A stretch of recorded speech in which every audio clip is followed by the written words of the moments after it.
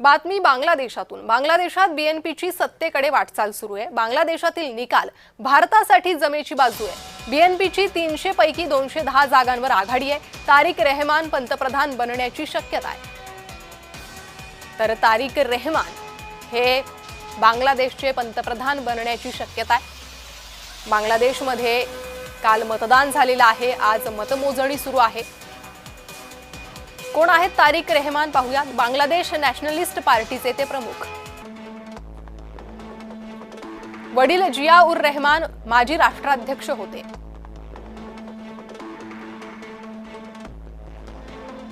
आई खालिदा जिया माजी पंतप्रधान होत्या।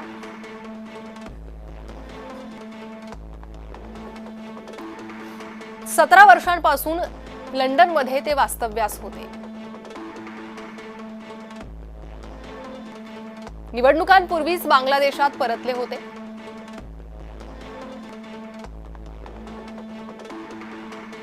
शेख हसीनांचं सरकार असताना 84 खटले दाखल।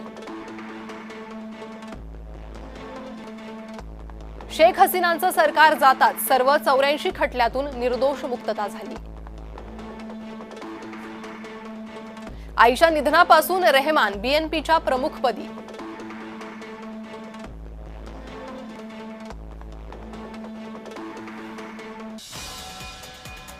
तर याबाबत निवृत्त लष्करी अधिकारी सतीश ढगे यांनी काय विश्लेषण केलंय ऐकूयात।